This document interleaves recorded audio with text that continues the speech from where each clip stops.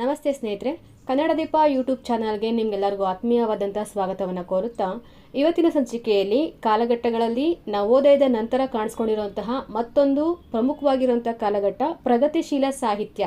ಮಾನವನ ಪ್ರಗತಿಪರ ಹೋರಾಟವನ್ನು ಮಾಡಿದಂತಹ, ವಿಶ್ವದಾದ್ಯಂತ ಹೆಸರನ್ನು ಮಾಡಿದಂತಹ ಈ ಪ್ರಗತಿಶೀಲ ಚಳುವಳಿ ನಮ್ಮ ಕನ್ನಡ ಸಾಹಿತ್ಯ ಲೋಕಕ್ಕೆ ಯಾವ ರೀತಿ ಬಂತು ಅನ್ನೋದೇ ಒಂದು ರೀತಿ ರೋಚಕ ಸಂಗತಿ. ಇದ್ರ ಬಗ್ಗೆ ನಾವು ಡೀಟೇಲ್ ಆಗಿ ಇವತ್ತಿನ ಸಂಚಿಕೆಯಲ್ಲಿ ತಿಳ್ಕೊಳ್ಳೋಣ. ಪ್ರಗತಿಶೀಲ ಸಾಹಿತ್ಯದ ಸಂಪೂರ್ಣ ಆಗುಹೋಗುಗಳ ಬಗ್ಗೆ. ನಮ್ಮ ಕನ್ನಡ ಸಾಹಿತ್ಯದಲ್ಲಿ ಪ್ರಗತಿಶೀಲ ಸಾಹಿತ್ಯ ಅಂತ ನೋಡೋದಕ್ಕಿಂತ ಮುಂಚೆ ಇದಕ್ಕೆ ಪೀಠಿಕೆಯಾಗಿ ಪ್ರಗತಿಶೀಲ ಚಳುವಳಿ ಯಾಕೆ ಹುಟ್ಕೊಂತು ಅಂತ ಪ್ರಶ್ನೆ ಹಾಕ್ಕೊಂಡ್ರೆ ನೋಡಿ, ಇದು ನಮಗೆ 18-19ನೇ ಶತಮಾನಕ್ಕೆ ಕರ್ಕೊಂಡು ನಿಲ್ಲಿಸುತ್ತೆ ಈ ಪ್ರಶ್ನೆ. ಅಲ್ಲಿ ಏನಾಯಿತು, ಸರಿಸುಮಾರು 18-19ನೇ ಶತಮಾನದಲ್ಲಿ ಐರೋಪ್ಯ ರಾಷ್ಟ್ರಗಳಲ್ಲಿ ನಡೆದಿರುವಂತಹ ವೈಜ್ಞಾನಿಕ ಮತ್ತು ಕೈಗಾರಿಕಾ ಕ್ರಾಂತಿಯಿಂದ ರಾಜಕೀಯವಾಗಿ ಮತ್ತು ಧಾರ್ಮಿಕ ಸ್ಥಿತ್ಯಂತರಗಳು ಉಂಟಾಗ್ತವೆ. ಇದರ ಪರಿಣಾಮ ಏನಾಗುತ್ತೆ ಅಂದರೆ ಬಂಡವಾಳಶಾಹಿಗಳು ಹಾಗೆ ಶ್ರಮಿಕ ವರ್ಗ ಕೂಡ ಹುಟ್ಕೊಳ್ಳುತ್ತೆ. ಜೊತೆಗೆ ಶೋಷಣೆ ಅನ್ನೋದು ಕೂಡ ಗಿಫ್ಟ್ ಆಗಿ ಬಂದ್ಬಿಡುತ್ತೆ. ಯಾರ ಮೇಲೆ ಶೋಷಣೆ? ಶ್ರಮಿಕ ವರ್ಗದವ್ರ ಮೇಲೆ ಬಂಡವಾಳಶಾಹಿಗಳ ದಬ್ಬಾಳಿಕೆ, ಮಿತಿಮೀರಿದ ದಬ್ಬಾಳಿಕೆ ಅಂತ ಹೇಳ್ಬೋದು. ವೈಜ್ಞಾನಿಕ ಉತ್ಪಾದನೆಗಳು, ಸಾಧನ ಸಲಕರಣೆಗಳು ಅಪರಿಮಿತ ಉತ್ಪಾದನೆ ಆದರೂ ಕೂಡ ಇದೆಲ್ಲ ಯಾರ ಒಡೆತನದಲ್ಲಿತ್ತು? ಬಂಡವಾಳಶಾಹಿಗಳ ಒಡೆತನದಲ್ಲಿತ್ತು. ಅಧಿಕಾರ ಎಲ್ಲ ಇವ್ರ ಕೈಲಿದೆ ಅಂತಂದರೆ ಇನ್ನು ಲಾಭ ಆದರೆ ಅದನ್ನು ಶ್ರಮಿಕ ವರ್ಗಕ್ಕೆ ಹಂಚ್ಕೊತಾರಾ? ಇಲ್ಲ. ಶ್ರಮಿಕ ವರ್ಗದವರ ಸ್ಥಿತಿ ಒಂದು ರೀತಿ ಶೋಚನೀಯ ಸ್ಥಿತಿ ಅಂತಲೇ ಹೇಳ್ಬೋದು. ಎಷ್ಟೇ ಶ್ರಮ ಹಾಕಿ ಕೆಲಸ ಮಾಡಿದ್ರೂ ಕೂಡ ಆ ಶ್ರಮಕ್ಕೆ ತಕ್ಕನಾಗಿರುವಂಥ ಪ್ರತಿಫಲ ಸಿಗದೆ ಒಂದು ರೀತಿ ದಾರುಣ ಬದುಕನ್ನು ನಡೆಸ್ತಾ ಇದ್ರು. ಯಾವಾಗ 18-19 ಶತಮಾನದ ಕಾಲಘಟ್ಟದಲ್ಲಿ ಬಂಡವಾಳಶಾಹಿಗಳ ನಿರಂತರವಾಗಿರುವಂಥ ಈ ಶೋಷಣೆಯನ್ನು ಸಹಿಸಿ ಅತೃಪ್ತಿ, ಅಸಂತೋಷಗಳ ಮಡುವಿನಲ್ಲೇ ಒಂದು ರೀತಿ ಅಸಹನೀಯವಾಗಿ ಕಾರ್ಮಿಕ ವರ್ಗ ಬಂಡವಾಳಶಾಹಿಯ ಎದುರು ಬಂಡೇಳೋದಕ್ಕೆ ಯಾವುದಾದ್ರು ಒಂದು ಒಳ್ಳೆ ಸಮಯ ಸಿಗಲಿ ಅಂತ ಹಾತೊರಿತಾ ಇದ್ರು. ಅವ್ರ ಮೇಲೆ ಜಿದ್ದಿತ್ತು, ಹಠ ಇತ್ತು, ರೋಷ ಇತ್ತು. ಇವೆಲ್ಲ ಹಠಾತ್ತನೆ ಹೊರಗಡೆ ಬರೋದಕ್ಕೆ ಒಂದು ಒಳ್ಳೆ ಸಮಯವನ್ನು ಕಾಯ್ತಾ ಇದ್ರು. ಇದೇ ಸಂದರ್ಭದಲ್ಲಿ ಕಾರ್ಲ್ ಮಾರ್ಕ್ಸ್ ಕಾರ್ಮಿಕ ವರ್ಗದ ಜನತೆಗೆ ಬಂಡವಾಳಶಾಹಿಗಳ ಎದುರಿಗೆ ಬಂಡೇಳೋದಕ್ಕೆ ಪ್ರೇರಕ ಶಕ್ತಿಯಾಗಿ ನಿಂತ್ಕೊತಾರೆ. ಆತ ಪ್ರತಿಪಾದನೆ ಮಾಡಿದಂಥ ಸಿದ್ಧಾಂತವೇ ಕಮ್ಯುನಿಸಮ್, ಕನ್ನಡದಲ್ಲಿ ಸಮತಾವಾದ. ರಾಜಕೀಯ ಶಾಸ್ತ್ರದ ಬಗ್ಗೆ ವಿಷಯಗಳನ್ನ ಹೇಳ್ತಾ ಇದ್ದೀನಿ ಅಂತ ಅನಿಸ್ತಾ ಇದೆಯಾ? ಏನು ಗೊತ್ತಾ, ಪ್ರಗತಿಶೀಲ ಸಾಹಿತ್ಯದಲ್ಲಿ ಕಾರ್ಲ್ ಮಾರ್ಕ್ಸ್ ಮತ್ತು ಲೆನಿನ್ ತುಂಬ ಮುಖ್ಯವಾಗಿರುವಂಥ ಪಾತ್ರವನ್ನು ವಹಿಸ್ತಾರೆ. ಹಾಗಾಗಿ ಅವ್ರ ಬಗ್ಗೆ ತಿಳ್ಕೊಂಡ ನಂತರನೇ ನಾವು ಪ್ರಗತಿಶೀಲ ಸಾಹಿತ್ಯದ ಬಗ್ಗೆ ಇನ್ನೂ ಹೆಚ್ಚಿನ ಮಾಹಿತಿಯನ್ನು ಅರ್ಥ ಮಾಡ್ಕೊಳ್ಬೋದು. ಕಾರ್ಲ್ ಮಾರ್ಕ್ಸ್ ಮತ್ತು ಲೆನಿನ್ ರವರ ವಿಚಾರಧಾರೆಗಳು, ಅವರ ಒಂದು ತತ್ವ ಸಿದ್ಧಾಂತಗಳು ಪ್ರಗತಿಶೀಲ ಸಾಹಿತ್ಯಕ್ಕೆ ಪ್ರೇರಕ ಶಕ್ತಿ ಆಯಿತು ಅಂತ ಒಂದು ಸೆಂಟೆನ್ಸಲ್ಲಿ ಹೇಳಿ ಮುಗಿಸ್ಬಿಡ್ಬೋದು. ಅದು ಯಾವ ರೀತಿ ಅಂತ ಪ್ರಶ್ನೆ ಬರುತ್ತೆ ಅಲ್ವಾ? ಅದಕ್ಕೋಸ್ಕರ ಈ ಹಿನ್ನೆಲೆಯನ್ನು ನಾವು ನೀಟಾಗಿ ಅರ್ಥ ಮಾಡ್ಕೊಬೇಕು. ಸರಿ, ಇವಾಗ ಕಾರ್ಲ್ ಮಾರ್ಕ್ಸು ಶ್ರಮಿಕ ವರ್ಗದ ಪರ ನಿಂತ್ಕೊಂಡಿದ್ದಾರೆ. ಕಮ್ಯುನಿಸಮ್ ಅಂತ ಸಿದ್ಧಾಂತವನ್ನು ಕೂಡ ಹೊರಡಿಸ್ಬಿಟ್ಟಿದ್ದಾರೆ. ಅವ್ರ ಮುಖ್ಯ ಗುರಿ ಏನಾಗಿತ್ತು ಕಾರ್ಲ್ ಮಾರ್ಕ್ಸ್ ಅವ್ರದ್ದು ಅಂದರೆ ವರ್ಗರಹಿತ ಸಮಾಜವನ್ನು ರಚನೆ ಮಾಡಬೇಕು ಅನ್ನೋದೇ ಅವರ ಮುಖ್ಯ ಧ್ಯೇಯ ಆಗಿತ್ತು. ಈ ನಿಟ್ಟಿನಲ್ಲಿ ಹೋರಾಟಕ್ಕೆ ಧುಮುಕಿರುವಂತಹ ಈ ಕಾರ್ಲ್ ಮಾರ್ಕ್ಸ್ ಅವರು ಅಸಮರ್ಪಕ ಅರ್ಥವ್ಯವಸ್ಥೆಯಿಂದ ಸಮಾಜದಲ್ಲಿ ಹುಟ್ಕೊಳ್ಳುವಂಥ ಸಮಸ್ಯೆಗೆ ಪರಿಹಾರ ಸಿಗಬೇಕು ಅಂತಂದರೆ ಖಾಸಗಿ ಆಸ್ತಿ ನಿರ್ನಾಮ ಆಗಬೇಕು ಅಂತ ಪ್ರತಿಪಾದಿಸ್ತಾರೆ. ಅಂದರೆ ಸರ್ಕಾರದ ಆಸ್ತಿ ಇರಲಿ, ಈ ಬಂಡವಾಳಶಾಹಿಗಳು ತಾವು ಶ್ರೀಮಂತರಾಗಿ ಬಡವರನ್ನಾಗಿಸಿನೇ ಇಟ್ಟಿದ್ದಾರಲ್ವ, ಅದು ಬೇಡ ಅನ್ನೋದು ಇವರ ವಾದ.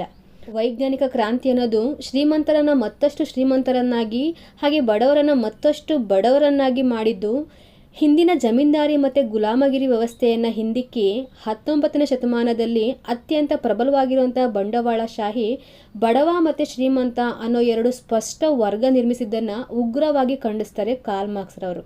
ಇವರು ಮುನ್ನೆಲೆಗೆ ಬರೋದಕ್ಕಿಂತ ಮುಂಚೆನೇ ಶ್ರಮಿಕ ವರ್ಗ ಕೂಡ ಈ ಬಂಡವಾಳಶಾಹಿಗಳ ಕಿರುಕುಳದಿಂದ ಬೇಸತ್ತು ಹೋಗಿದ್ರಲ್ವಾ, ಯಾರಾದರೂ ಒಬ್ಬರು ಮುಂದೆ ಬಂದು ನಿಂತ್ಕೊಳ್ಳಿ, ನಾವು ನಮ್ಮ ಒಂದು ಅಸಮಾಧಾನವನ್ನು ಹೊರಗಡೆ ಹಾಕಬೇಕು ಅಂತ ಕಾಯ್ತಾ ಇದ್ರು. ಅದಕ್ಕೆ ಒಂದು ಸರಿಯಾಗಿರುವಂಥ ವೇದಿಕೆಯನ್ನು ಕಾರ್ಲ್ ಮಾರ್ಕ್ಸ್ ಅವರು ನಿರ್ಮಾಣ ಮಾಡಿಕೊಡ್ತಾರೆ. ಪ್ರಗತಿ ಸಂಘರ್ಷದ ಫಲವಾಗಿಯೇ ಸಿಗುತ್ತೆ ಅನ್ನೋದು ಕಾರ್ಲ್ ಮಾರ್ಕ್ಸ್ ರವರ ಸಿದ್ಧಾಂತದ ಒಂದು ಸಾರ ಆಗಿರುತ್ತೆ. ಆರ್ಥಿಕ ಅಸಮಾನತೆಗೆ ಕಾರಣವಾಗಿರುವಂತಹ ಬಂಡವಾಳಶಾಹಿಗಳನ್ನು ಹಾಗೆ ಬಂಡವಾಳಶಾಹಿಗಳೇ ಬೆಳೆಸಿರುವಂತಹ ಅಧಿಕಾರಶಾಹಿಯನ್ನು ಕಿತ್ತೆಸೆದು ಕಾರ್ಮಿಕರ ಸಮಾಜವನ್ನು ಮತ್ತು ಅವ್ರದ್ದೇ ಸರ್ಕಾರವನ್ನು ತರುವಂತಹ ಉದ್ದೇಶದಿಂದ ಬಂಡವಾಳಶಾಹಿಗಳು ಮತ್ತು ಶ್ರಮಿಕ ವರ್ಗದವರ ನಡುವೆ ಕ್ರಾಂತಿಯ ಬೀಜವನ್ನು ಬಿತ್ತುತ್ತಾರೆ ಕಾರ್ಲ್ ಮಾರ್ಕ್ಸ್ ಅವರು ಮೊಟ್ಟ ಮೊದಲ ಬಾರಿಗೆ. ಕ್ರಾಂತಿಗಳೇನೋ ನಡೀತಾ ಇತ್ತು, ಆದರೆ ಈ ಕಮ್ಯುನಿಸಮ್ ಸಮತಾವಾದ ಜಾರಿಗೆ ಬಂದ್ಬಿಡ್ತಾ? ಇಲ್ಲ. ನೋಡಿ, ಈ ಕಾರ್ಲ್ ಮಾರ್ಕ್ಸ್ ಅವರು ಜೀವಿತದ ಅವಧಿಯಲ್ಲಿ ಕ್ರಾಂತಿಗಳು ಯಾವುದು ಕೈಗೂಡಲೇ ಇಲ್ಲ. ಅವರ ನಂತರ ಅವರ ಅನುಯಾಯಿಗಳಾಗಿರುವಂಥ ಏಂಗಲ್ಸ್ ಮತ್ತು ಲೆನಿನ್ ಮುಂತಾದವರು ನಡೆಸಿರುವಂಥ ಹೋರಾಟಗಳ ಫಲವಾಗಿ ಐರೋಪ್ಯ ರಾಷ್ಟ್ರಗಳಲ್ಲಿ, ಅದರಲ್ಲೂ ಮುಖ್ಯವಾಗಿ ರಷ್ಯಾದಲ್ಲಿ ನಡೆಸಿರುವಂತಹ ಹಿಂಸಾತ್ಮಕ ಕ್ರಾಂತಿಯ ನಂತರ ಈ ಕಮ್ಯುನಿಸಮ್ ಸ್ಥಾಪನೆ ಆಗುತ್ತೆ ರಷ್ಯಾದಲ್ಲಿ. ನೋಡಿ, ಒಂದು ಕ್ರಾಂತಿ ಸಕ್ಸಸ್ ಆಯಿತು. ಇದೇನಾಯಿತು, ಜಗತ್ತಿನ ಬಹುತೇಕ ರಾಷ್ಟ್ರಗಳಿಗೆ ಈ ಮಾರ್ಕ್ಸ್ವಾದ ಪ್ರಸಾರವಾಗಿ ಜನತೆಯ ಮೇಲೆ ಸಾಕಷ್ಟು ಪ್ರಭಾವವನ್ನು ಬೀರುತ್ತೆ. ಎಲ್ಲೆಡೆಯೂ ಬಂಡವಾಳಶಾಹಿಯ ವಿರುದ್ಧ ಸಿಡಿದೇಳುವಂತಾಗುತ್ತೆ. ಪ್ರಗತಿಯನ್ನು ಬಯಸಿ ಶ್ರಮಿಕ ವರ್ಗ ಬಂಡವಾಳಶಾಹಿಗಳ ವಿರುದ್ಧ ನಡೆಸುವಂಥ ಹೋರಾಟವನ್ನು ಪ್ರಗತಿಶೀಲ ಚಳುವಳಿ ಅಂತ ನಂತರದಲ್ಲಿ ಕರೀತಾರೆ. ಒಂದು ಕ್ರಾಂತಿ ಅಥವಾ ಚಳುವಳಿ ಅಂತಂದರೆ ಅಲ್ಲಿ ಏನೆಲ್ಲ ಆಗುಹೋಗುಗಳಾಗ್ತಾವಲ್ವ, ಇಂತಹ ಚಿಂತನೆಯ ಹಿನ್ನೆಲೆಯಲ್ಲಿ ಸಾಹಿತ್ಯ ಮೂಡಬೇಕು ಅನ್ನೋದೇ ಇದರ ಮುಂದಿನ ಹಂತ. ಅಲ್ಲಿ ಕ್ರಾಂತಿ ನಡೀತಾ ಇದೆ ಅಂತಂದರೆ ಅದ್ರ ಜೊತೆಗೆ ಸಾಹಿತ್ಯ ಕೂಡ ಬೆಳವಣಿಗೆಯನ್ನು ಹೊಂದುತ್ತಾ ಇರುತ್ತೆ. ಮಾರ್ಕ್ಸ್, ಎಂಗಲ್ಸ್ ಜೊತೆಗೂಡಿ ಬರೆದಿರುವಂಥ ಕಮ್ಯುನಿಸ್ಟ್ ಮ್ಯಾನಿಫೆಸ್ಟೋ ಅನ್ನೋ ಕೃತಿ ದುಡಿಯುವ ವರ್ಗದ ಜನತೆಯ ಬೈಬಲ್ ಅಂತ ಕರೆಸ್ಕೊಳ್ಳುತ್ತೆ. ಭೌತಿಕವಾಗಿ, ಆರ್ಥಿಕವಾಗಿ ಹಾಗೆ ರಾಜಕೀಯವಾಗಿ ಪ್ರಗತಿಯನ್ನು ಬಯಸಿ ನಡೆಸಿರುವಂಥ ಚಳುವಳಿ ಜಗತ್ತಿನ ಬಹುಪಾಲು ಬರಹಗಾರರಲ್ಲಿ ಹೊಸ ಪ್ರಜ್ಞೆಗೆ ಹಾಗೆ ಚಿಂತನೆಗೆ ಕಾರಣವಾಗಿ ಪ್ರಗತಿಶೀಲ ಸಾಹಿತ್ಯ ಮುನ್ನೆಲೆಗೆ ಬರುತ್ತೆ. ನೋಡಿ, ಈ ಥರದಲ್ಲಿ ಐರೋಪ್ಯ ರಾಷ್ಟ್ರಗಳಲ್ಲಿ ಮೊಳಕೆಯೊಡೆದಿರುವಂಥ ಪ್ರಗತಿಶೀಲ ಸಾಹಿತ್ಯಕ್ಕೆ ಮ್ಯಾಕ್ಸಿಮ್ ಗಾರ್ಗಿ, ರೊಮೆರೋಲಾ, ಹೆನ್ರಿ ಬಾರ್ಬೋಸಾ ಮೊದಲಾದವರು ಅನುಪಮವಾಗಿರುವಂತಹ ಕೊಡುಗೆಯನ್ನೇ ಕೊಟ್ಟಿದ್ದಾರೆ. ಮಾನವನಿಂದ ಮಾನವನ ಮೇಲೆಯೇ ನಡೆದಿದ್ದಂತಹ ಶೋಷಣೆ ನಿಲ್ಲಿಸೋದಕ್ಕೋಸ್ಕರ ಇಂತಹ ಸಾಹಿತ್ಯ ರಚನೆ ತುಂಬಾ ಅಗತ್ಯ ಇತ್ತು.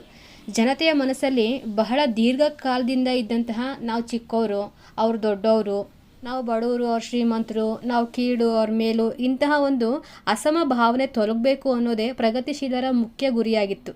ಯಾರು ತಮಗೆ ಸಲ್ಲಬೇಕಾಗಿರುವಂತಹ ನ್ಯಾಯವಾದ ಹಕ್ಕುಗಳನ್ನು ಕಳ್ಕೊಂಡಿದ್ದಾರೋ ಅವರೇ ಅದನ್ನು ಗಳಿಸ್ಕೊಳ್ಳೋದಕ್ಕೆ ಶ್ರಮ ಪಡುವಂಥ ರೀತಿಯಲ್ಲಿ ಹೆಜ್ಜೆಯನ್ನು ಇಡಬೇಕು ಅನ್ನೋದೇ ಪ್ರಗತಿಶೀಲರ ಮುಖ್ಯ ಧ್ಯೇಯ ಆಗಿತ್ತು. ಇದಕ್ಕೆಲ್ಲ ಪ್ರೇರಣೆ ಅನ್ನೋ ರೀತಿಯಲ್ಲಿ ಹುಟ್ಕೊಂಡಂಥ ಪ್ರಗತಿಶೀಲ ಸಾಹಿತ್ಯ ಜಾಗತಿಕ ಮಟ್ಟದಲ್ಲಿ ಪ್ರಾರಂಭಗೊಂಡು ಭಾರತ ಹಾಗೆ ನಮ್ಮ ಕರ್ನಾಟಕದಲ್ಲೂ ಕೂಡ ಕಾಣಿಸ್ಕೊಂತು.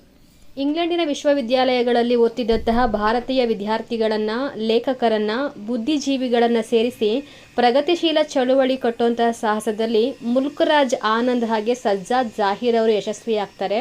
ಕೇವಲ ವಿದೇಶದಲ್ಲಷ್ಟೇ ಅಲ್ಲ, ಇವರು ನಮ್ಮ ಭಾರತದಲ್ಲೂ ಕೂಡ ಈ ಒಂದು ಚಳುವಳಿಯನ್ನು ಕಟ್ಟಿ ಬೆಳೆಸ್ತಾರೆ. ಭಾರತದಲ್ಲಿ ಪ್ರಗತಿಶೀಲ ಚಳುವಳಿ ನಡೆದದ್ದು ಮೊಟ್ಟ ಮೊದಲಿಗೆ ಉರ್ದು ಸಾಹಿತ್ಯದಲ್ಲಿ.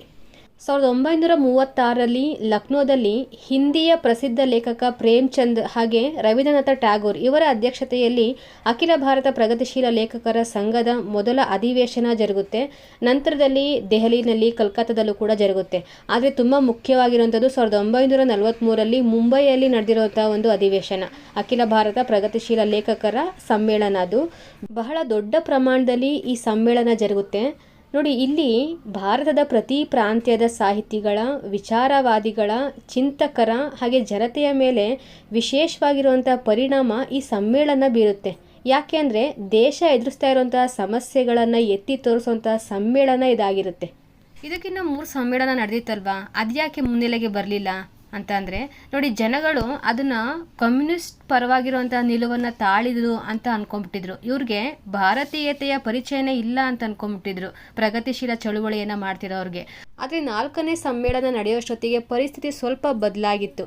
2ನೇ ಮಹಾಯುದ್ಧ ಹಾಗೆ ಗಾಂಧೀಜಿಯವರ ನೇತೃತ್ವದಲ್ಲಿ ಬ್ರಿಟಿಷರ ವಿರುದ್ಧ ನಡೀತಿದ್ದಂತಹ ರಾಷ್ಟ್ರೀಯ ಚಳುವಳಿಗಳಾಗಿರ್ಬೋದು, ಬ್ರಿಟಿಷರ ದಬ್ಬಾಳಿಕೆ ಹಾಗೂ ಯುದ್ಧದಿಂದ ಸಂಕಷ್ಟಕ್ಕೀಡಾಗಿರುವಂಥ ಜನರ ಹಾಹಾಕಾರ, ಕೂಳಿನ ಕೂಗು, ಬಂಡವಾಳಶಾಹಿಗಳ ಶೋಷಣೆ, ಬೆಲೆ ಏರಿಕೆ, ಇವೆಲ್ಲದರ ಪರಿಣಾಮವಾಗಿ ಜನತೆಯಲ್ಲಿ ಕ್ರಾಂತಿಗಾಗಿ ಹವಣಿಸುವಂತಹ ಮನೋಭಾವ ಹುಟ್ಕೊಂಡ್ಬಿಟ್ಟಿತ್ತು.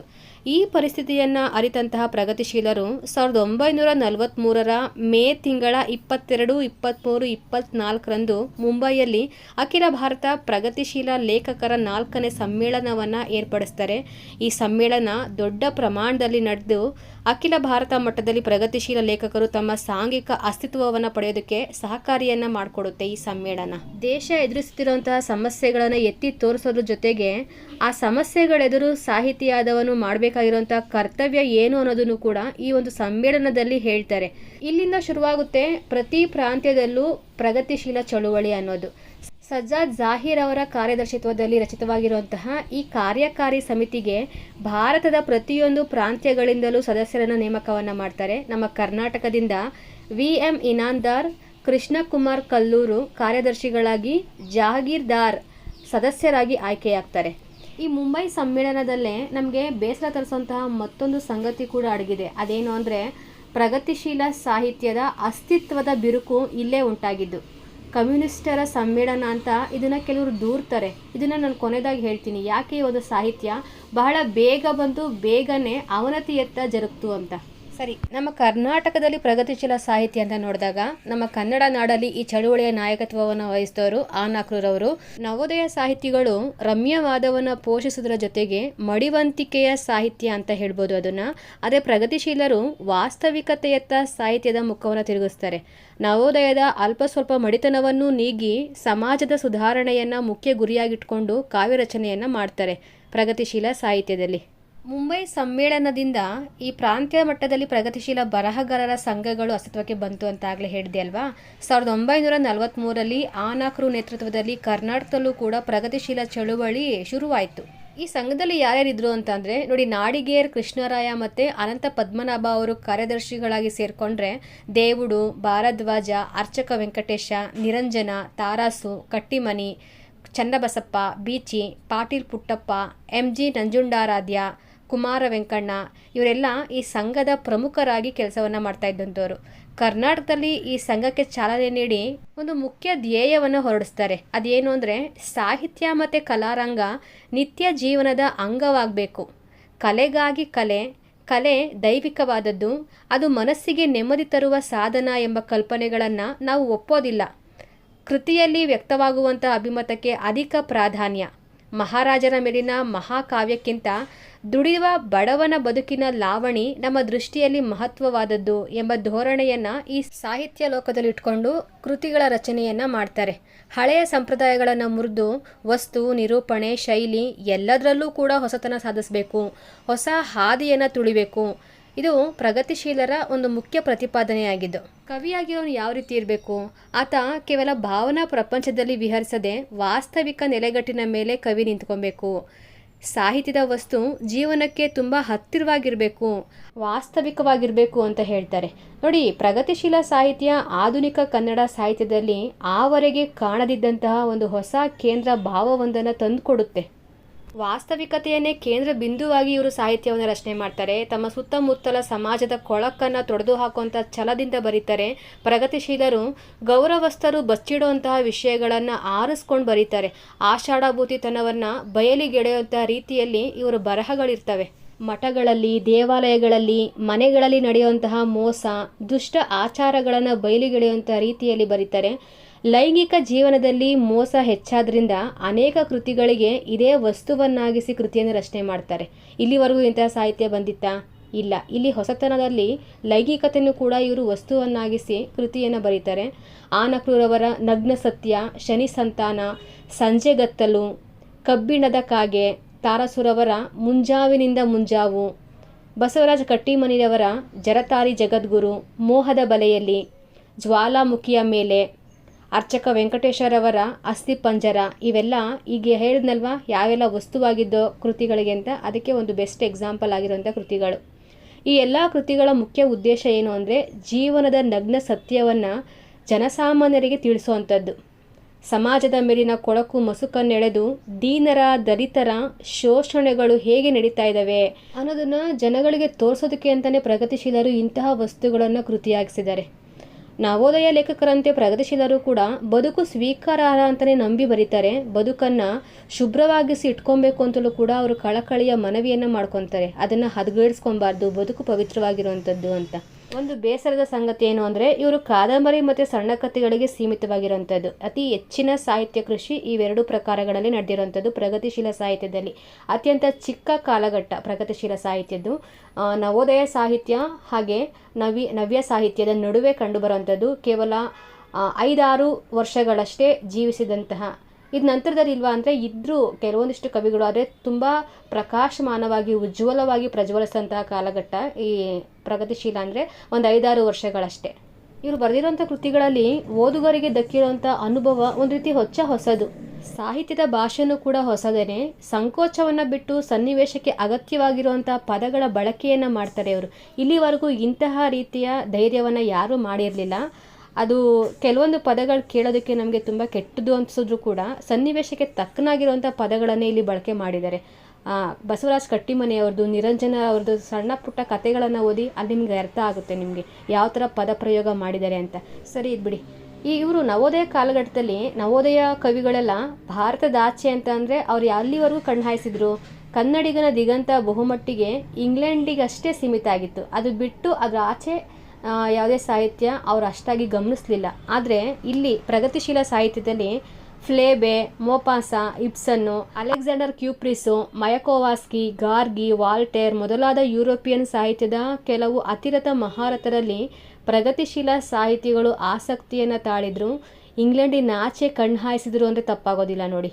ಮಾರ್ಕ್ಸ್ವಾದ ಅಥವಾ ಸಮತಾವಾದ ಈ ಒಂದು ಪ್ರಗತಿಶೀಲ ಚಳುವಳಿ ಹುಟ್ಕೊಳ್ಳೋದಕ್ಕೆ ಪ್ರಮುಖವಾಗಿರುವಂತಹ ಪ್ರೇರಣೆ. ಇಷ್ಟು ಚೆನ್ನಾಗಿ ಡೆವಲಪ್ ಆಗಿರುವಂತಹ ಸಾಹಿತ್ಯದಲ್ಲಿ ಮಧ್ಯೆ ಏನಾಯಿತು ನೋಡಿ. 1945 ಹೊತ್ತಿಗೆ ಕರ್ನಾಟಕದಲ್ಲಿ ಪ್ರಗತಿಶೀಲ ಚಳುವಳಿಯಲ್ಲಿ ಬಿರುಕು ಕಾಣಿಸ್ಕೊಳ್ಳುತ್ತೆ. ಆನಕರು ಮತ್ತು ನಿರಂಜನರು ಈ ಸಂದರ್ಭದಲ್ಲಿ ಪರಸ್ಪರ ವಿಭಿನ್ನ ನಿಲುವುಗಳನ್ನು ತಾಳ್ತಾರೆ. ಎಡಪಂಥೀಯ ನಿಲುವಿನ ಭಾರತೀಯ ಕಮ್ಯುನಿಸ್ಟರನ್ನು ಉಗ್ರವಾಗಿ ಆನಕ್ರೂರವರು ವಿರೋಧವನ್ನು ವ್ಯಕ್ತಪಡಿಸ್ತಾರೆ. ಅವ್ರು ಯಾರು ಅಂದರೆ ನಿರಂಜನರು ಈ ಕಮ್ಯುನಿಸ್ಟ್ ಪರವಾಗಿರುವಂಥ ನಿಲುವನ್ನು ತಾಳಿದರು ಅನ್ನೋದು ಆನಕ್ರೂರವರ ಅಭಿಪ್ರಾಯ ಆಗಿತ್ತು. ಯಾಕೆ ಈ ಥರ ಯೋಚನೆ ಮಾಡ್ತಾ ಇದ್ರು ಆನಕ್ರೂರವರು ಅಂತಂದರೆ ಅವ್ರ ತಲೆಯಲ್ಲಿ 2 ಆಲೋಚನೆ ಓಡ್ತಾ ಇತ್ತು. ಒಂದು, ಅಮೇರಿಕಾದ ಹಿಮ್ಮಡಿಯಲ್ಲಿ ಭಾರತವನ್ನು ಕೆಡವಬೇಕು ಅನ್ನೋದು ಭಾರತದ ಬಂಡವಾಳಶಾಹಿಗಳ ಪ್ರಯತ್ನ ಅಂತ ಅವರಿಗೆ ಕಾಣಿಸ್ತಾ ಇತ್ತು.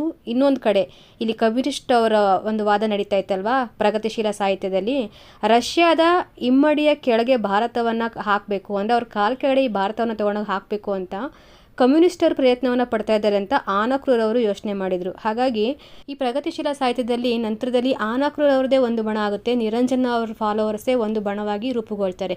ಇಬ್ಬಾಗವಾಗಿ ಡಿವೈಡ್ ಆಗುತ್ತೆ ಪ್ರಗತಿಶೀಲ ಸಾಹಿತ್ಯ. ಇದು ಒಂದು ಮುಖ್ಯವಾಗಿರುವಂತಹ ಕಾರಣ ಪ್ರಗತಿಶೀಲ ಸಾಹಿತ್ಯ ಹಿನ್ನೆಲೆಗೆ ಬೀಳೋದಕ್ಕೆ. ಇನ್ನೊಂದು, ಅಷ್ಟೊತ್ತಿಗಾಗಲೇ ಗಾಂಧೀಜಿಯವರ ಕ್ರಿಯಾಶೀಲ ವ್ಯಕ್ತಿತ್ವದ ಪ್ರಖರ ಬೆಳಕಿನಲ್ಲಿ ಪ್ರಗತಿಶೀಲ ಸಾಹಿತ್ಯ ಚಳುವಳಿ ಮಂಕಾಗೋಗ್ಬಿಟ್ಟಿತ್ತು. ಈ 2 ಮುಖ್ಯ ಕಾರಣ ಜೊತೆಗೆ ಈ 2 ಪಂಥಗಳಾಯ್ತಲ್ವ, ಈ ಕವಿಗಳು ಅವರೇ ತೆಗೆದುಕೊತಾ ಇದ್ರು. ನಿಮ್ಮ ತತ್ವಗಳು ಸರಿ ಇಲ್ಲ, ನಿಮ್ಮ ತತ್ವಗಳು ವಿರೋಧವಾಗಿದ್ದಾವೆ ಅನ್ನೋ ಥರದಲ್ಲಿ ಮಾತಾಡ್ಕೊತಾ ಇದ್ರಲ್ವ. ಹಾಗಾಗಿ ಪ್ರಗತಿಶೀಲ ಸಾಹಿತ್ಯ ಕ್ಷೀಣಿಸೋದಕ್ಕೂ ನವ್ಯ ಸಾಹಿತ್ಯ ಉದಯ ಆಗೋದಕ್ಕೂ ಮುಖ್ಯವಾಗಿರುವಂಥ ಕಾರಣ ಆಗಿ ಇವು ನಿಂತ್ಕೊತವೆ. ಒಂದು ಸ್ವಲ್ಪ ಕವಿಗಳ ಬಗ್ಗೆ ನೋಡೋದಾದರೆ ನೋಡಿ, ಕಟ್ಟಿಮನಿಯವರು ನಿರಂಜನರನ್ನು ಅನುಸರಿಸಿ ಕೃತಿಗಳನ್ನ ಬರೆದಿದ್ರೆ, ತಾರಾಸುರವರು ಆನಕ್ರೂರವರ ವಾದಗಳನ್ನು ಅನುಸರಿಸ್ಕೊಂಡು ಅವರನ್ನೇ ಫಾಲೋ ಮಾಡಿಕೊಂಡು ಕೃತಿಗಳನ್ನು ರಚನೆ ಮಾಡ್ತಾರೆ. ಈ ಇಬ್ಬರಲ್ಲೂ ನಿರಂಜನ, ಕಟ್ಟಿಮನಿ, ಚದುರಂಗ, ಶ್ರೀರಂಗರ ಪ್ರಗತಿಶೀಲ ದೃಷ್ಟಿ ಬಹಳ ಹರಿತವಾಗಿರುವಂಥದ್ದು. ಸಾಹಿತ್ಯ ಪ್ರಕಾರದಲ್ಲಿ ಕಾದಂಬರಿ ಪ್ರಗತಿಶೀಲ ಸಾಹಿತ್ಯದಲ್ಲಿ ತುಂಬ ಉತ್ತಮವಾಗಿರುವಂಥ ಫಲವನ್ನು ಕೊಡುತ್ತೆ. ಅಂದರೆ ನಮ್ಮ ಕನ್ನಡ ಸಾಹಿತ್ಯಕ್ಕೆ ಕಾದಂಬರಿ ಹೊಸದಾಗಿ ಕಾಲಿಟ್ಟರೂ ಕೂಡ ವ್ಯಾಪಕವಾಗಿರುವಂಥ ಪ್ರಚಾರ ಮತ್ತು ಜನಪ್ರಿಯತೆಯನ್ನು ಗಳಿಸ್ಕೊಟ್ಟಿದೆ ಪ್ರಗತಿಶೀಲ ಲೇಖಕರ ಪರಿಶ್ರಮದಿಂದಲೇ ಅಂದರೆ ತಪ್ಪಾಗೋದಿಲ್ಲ. ಆನಕ್ರೂರವರು ಪ್ರಭಾವಿ ಬರಹಗಾರರಾಗಿ 112 ಕಾದಂಬರಿಗಳನ್ನು ಬರೆದು ಹೊಸ ದಾಖಲೆಯನ್ನೇ ನಿರ್ಮಾಣ ಮಾಡಿಕೊಟ್ಟಿದ್ದಾರೆ. ಹಾಗೆಯೇ ತಾರಸುರವರು, ನಿರಂಜನ, ಕಟ್ಟಿಮನಿ ಮುಂತಾದವರು ಕೂಡ ಅದೇ ಮಾರ್ಗದಲ್ಲಿ ಕಾದಂಬರಿಗಳನ್ನು ರಚನೆ ಮಾಡಿ ಪ್ರಗತಿಶೀಲ ಸಾಹಿತ್ಯವನ್ನು ಉಜ್ವಲವಾಗಿಸೋದಕ್ಕೆ ಸಹಾಯವನ್ನು ಮಾಡಿದ್ದಾರೆ. ಈ ಸಾಹಿತ್ಯದ ಪ್ರಮುಖ ಲಕ್ಷಣಗಳನ್ನು ನೋಡೋದಾದ್ರೆ, ನೊಂದವರ ಧ್ವನಿಯಾಗಬೇಕು ಅನ್ನೋದು ಈ ಸಾಹಿತ್ಯದ ಪ್ರಮುಖ ಧ್ಯೇಯ ಆಗಿರುತ್ತೆ. ಸಣ್ಣ ಕಥೆಗಳಿಂದ ಸಮರ್ಥವಾಗಿ ಸಾಹಿತ್ಯವನ್ನು ಸೃಷ್ಟಿ ಮಾಡಿ ಕಾದಂಬರಿಯ ಕಡೆಗೆ ದಾಪುಗಾಲನ್ನು ಇಡ್ತಾರೆ. ಸಾಮಾಜಿಕವಾಗಿ ಕ್ರಾಂತಿಯಾಗಬೇಕು, ನವೋದಯ ಕವಿಗಳಂತೆ ಇವರು ಕೂಡ ಬದುಕು ಸ್ವೀಕಾರಾರ್ಹ ಅಂತ ನಂಬ್ಕೊಂಡೇ ಕೃತಿಗಳನ್ನು ಬರೀತಾರೆ. ಬಂಡವಾಳಶಾಹಿ ಸಂಸ್ಕೃತಿಯ ವಿರುದ್ಧ ತಮ್ಮ ಆಕ್ರೋಶವನ್ನು ವ್ಯಕ್ತಪಡಿಸ್ತಾರೆ. ಸಾಮಾನ್ಯರ ಬದುಕನ್ನು ಪ್ರಮುಖ ವಸ್ತುವನ್ನಾಗಿಸಿ ಸಾಮಾನ್ಯ ಭಾಷೆಯಲ್ಲೇ ಸಾಹಿತ್ಯವನ್ನು ರಚನೆ ಮಾಡ್ತಾರೆ. ವಾಸ್ತವ ಬದುಕಿನ ಹಸಿ ಹಸಿ ಚಿತ್ರಣವನ್ನು ಕಟ್ಟಿಕೊಡ್ತಾರೆ ಕೃತಿಗಳಲ್ಲಿ. ಒಂದು ದೊಡ್ಡ ಓದುಗ ವರ್ಗವನ್ನು ಸೃಷ್ಟಿ ಮಾಡಿಕೊಡುತ್ತೆ ಪ್ರಗತಿಶೀಲ ಸಾಹಿತ್ಯ ಅನ್ನೋದು. ಎಷ್ಟೊಂದು ಒಳ್ಳೆ ಸಾಹಿತ್ಯವನ್ನು ಓದೋದಕ್ಕೆ ಕೊಟ್ಟಿರುವಂಥ ಪ್ರಗತಿಶೀಲ ಲೇಖಕರು ಕೆಲವೊಂದಿಷ್ಟು ಆರೋಪಗಳನ್ನು ಕೂಡ ಹೊತ್ಕೊಂಡಿದ್ದಾರೆ. ಪ್ರಗತಿಶೀಲ ಸಾಹಿತ್ಯದ ಲೇಖಕರು ಏನದು ಆರೋಪ ಅಂದರೆ, ಪ್ರಗತಿಶೀಲರು ಅಶ್ಲೀಲೋಪಾಸಕರು, ಸಮಾಜದಲ್ಲಿ ಕಾಮ ಸಾಹಿತ್ಯವನ್ನು ನೇರವಾಗಿ ಹೇಳುತ್ತಿದ್ದರೆಂಬ ಆರೋಪವನ್ನು ಹೊತ್ಕೊಂಡಿದ್ದಾರೆ. ಪ್ರಗತಿಶೀಲರು ಅತಿಯಾದ ಸರಳೀಕರಣ ಮಾಡಿ ಅನುಭವದ ಕಲಾತ್ಮಕತೆ ಮತ್ತು ಸೂಕ್ಷ್ಮತೆಯನ್ನು ಕಳ್ಕೊಂಡ್ಬಿಟ್ಟಿದ್ದಾರೆ ಕೃತಿಯಲ್ಲಿ ಅಂತಲೂ ಕೂಡ ಆರೋಪ ಇದೆ. ಸಮಸ್ಯೆಗಳಿಗೆ ಭಾವುಕ ನೆಲೆಯಲ್ಲಿ ಪ್ರತಿಕ್ರಿಯಿಸಿದ್ರೆ ಹೊರತು ವೈಚಾರಿಕ ನೆಲೆಯಲ್ಲಿ ಅಲ್ಲ. ಸಮಸ್ಯೆಯ ವಿಶ್ಲೇಷಣೆಗೆ ಒಂದು ವೈಚಾರಿಕ ನೆಲೆಗಟ್ಟು ಕಂಡು ಬರಲಿಲ್ಲ ಅನ್ನೋದು ಮತ್ತೊಂದು ಆರೋಪ. ಇದರ ಜೊತೆಗೆ ಪ್ರಗತಿಶೀಲರ ಗುಂಪಿನಿಂದ ರಚಿತವಾಗಿರುವಂಥ ಕಾದಂಬರಿಗಳಲ್ಲಿ ಅವ್ರ ಪ್ರಗತಿಶೀಲತೆ ಅನ್ನೋದು ಘೋಷಿತ ಪ್ರಣಾಳಿಕೆಯಾಯಿತೇ ವಿನಃ ಅನುಭವ ಸಾಮಗ್ರಿ ಆಗಲಿಲ್ಲ ಅನ್ನೋದು ತಾರಸುರವರ ಹೇಳಿಕೆಯಾಗಿದೆ. ಜೊತೆಗೆ ಮುಖ್ಯವಾಗಿ ಪ್ರಗತಿಶೀಲ ಸಾಹಿತ್ಯದಲ್ಲಿ ವಿಮರ್ಶಾತ್ಮಕ ಎಚ್ಚರ ಕಂಡು ಬರಲಿಲ್ಲ. ಲೇಖಕರು ಸ್ವಸಮರ್ಥನೆಗೆ ತೊಡಗಿದ್ರೇ ಹೊರತು ಇಡೀ ಚಳುವಳಿಯನ್ನು ವಿಮರ್ಶಿಸುವಂತಹ, ವಿಶ್ಲೇಷಿಸುವಂತಹ, ನಿರ್ದೇಶಿಸುವಂತಹ ವಸ್ತುನಿಷ್ಠ ವಿಮರ್ಶೆಯ ಕೊರತೆ ಪ್ರಗತಿಶೀಲ ಚಳುವಳಿಯಲ್ಲಿ ಎದ್ದು ಕಾಣ್ತಾ ಇತ್ತು. ಈ ಎಲ್ಲ ಮುಖ್ಯ ಕಾರಣಗಳಿಂದ ಪ್ರಗತಿಶೀಲ ಸಾಹಿತ್ಯ ಎಷ್ಟು ವೇಗವಾಗಿ ಮುನ್ನೆಲೆಗೆ ಬಂತೋ ಅಷ್ಟೇ ವೇಗವಾಗಿ ಇನ್ನೊಂದು ಸಾಹಿತ್ಯಕ್ಕೆ ದಾರಿ ಮಾಡಿಕೊಟ್ಟು ಹಿಂದೆ ಬಿತ್ತು.